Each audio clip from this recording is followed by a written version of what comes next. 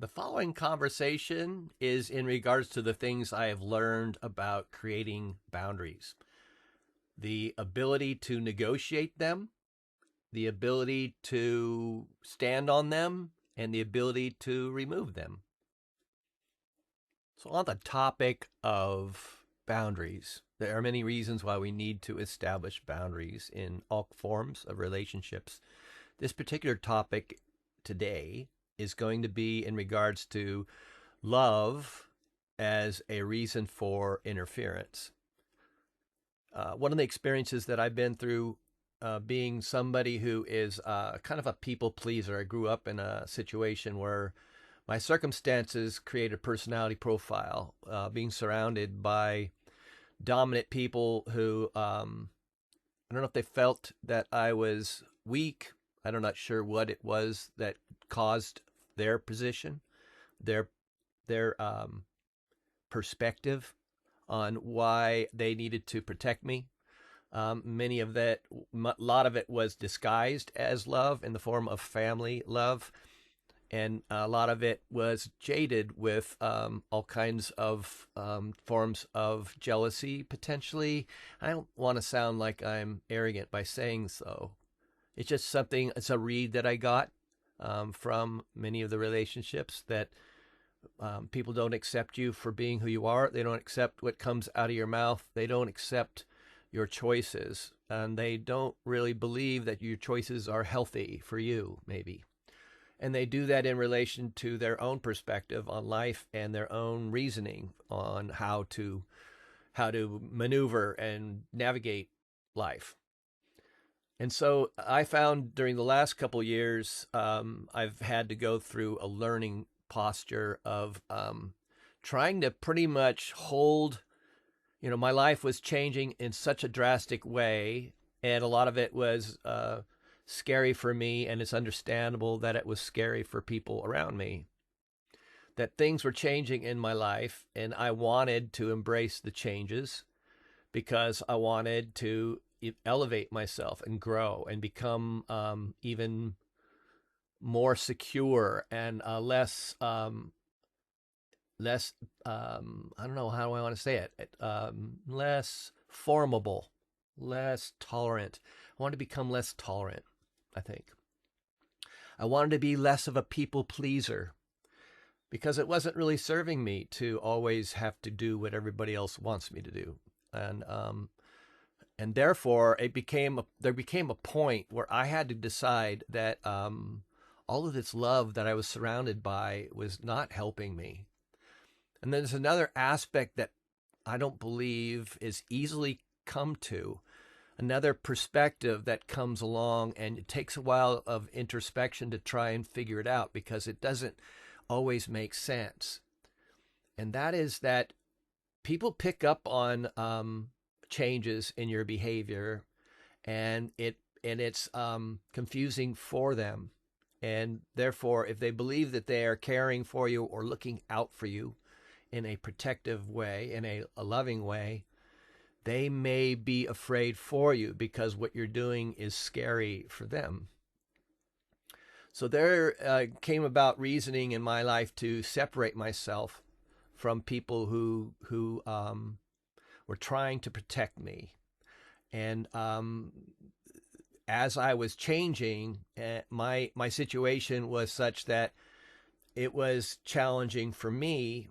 And the one thing I didn't need was the confusion caused by people who were trying to save me from what I was learning. I never want to go back to who I was. I actually invite more change because I believe that what I have learned in the process, even though it was painful and difficult, I believe it was far better than staying where I was. And in order to achieve such things, I was forced to basically sever contact with people that were protecting me from this world out there. They were thinking that I was not able to solve the problems I was dealing with, and they thought that they needed to help me, guide me in some way. And yet it was their guidance that was actually causing the confusion. because we go through life and we learn things, and those things that we learn cause us to turn a different direction. And then the people who are of influence to you, protecting you, loving you, have a tendency to be afraid of the direction you're headed. So they want to save you from your new adventure. And many people can think of that. It makes sense to you. Let's say, for instance, a perspective change in your life tells you that you need to go explore more. You need to go out into the environment more. You want to do things that are challenging, but also help you grow.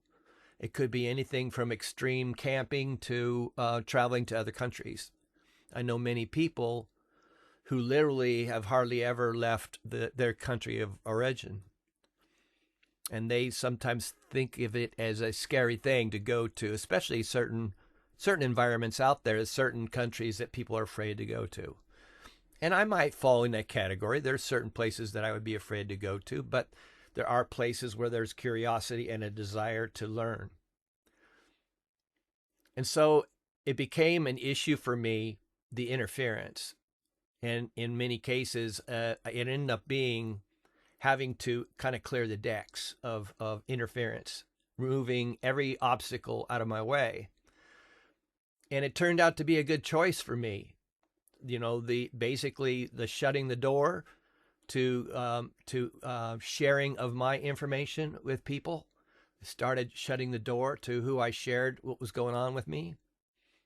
And another thing that happened in my situation as I was growing and learning was there was introspection that I needed to be able to see clearly. And when you ask for the input of others that maybe you've sought advice from in the past, a lot of times that's not introspection for you. It may lead to introspection, but it depends on how well grounded the person you're grabbing information from. And ultimately, you're hoping to get to a place where you don't need the advice of others. You don't need it. You may still want it, but you don't need it. It doesn't send you down the road that you want to go. It doesn't send you to a perspective that you want to have. Everybody has their bias. And especially people who are not curious about the things that you are curious about, they will not be interested in what's scary for them. So it became an issue for me seeking guidance from others. And ultimately, it may have taken me longer, first of all, to realize that. It took me a while to figure out that I did not want the guidance of others. I needed to figure this out for myself. I needed to figure out how to stand completely on my own. And so I put up boundaries with people.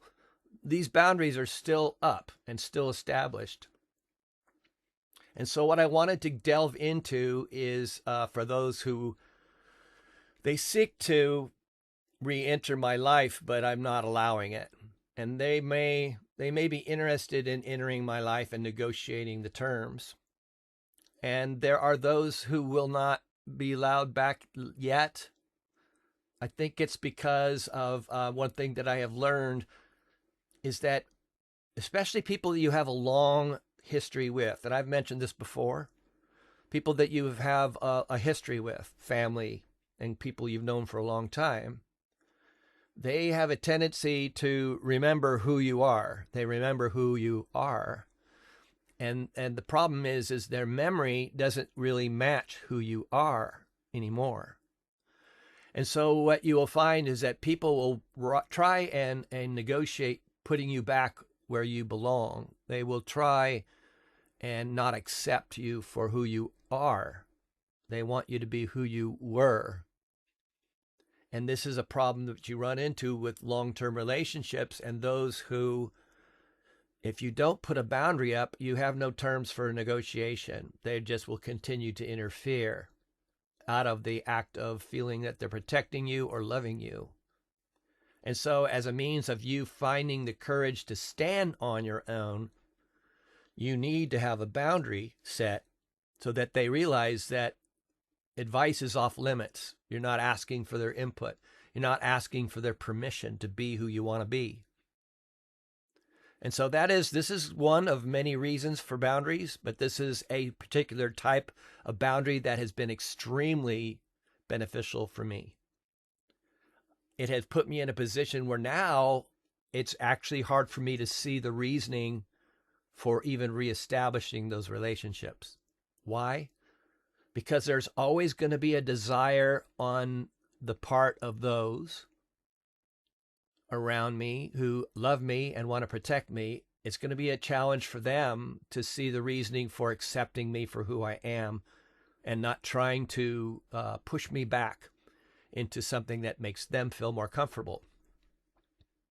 And so for those who would want to learn from this, I would say that you need to use observation as a tool for accepting who somebody is and not put the prejudice of history on them when it comes to trying negotiating terms of removal of a boundary. Okay, I think that's enough for this. I'm trying to keep these shorter. Blessings to you all.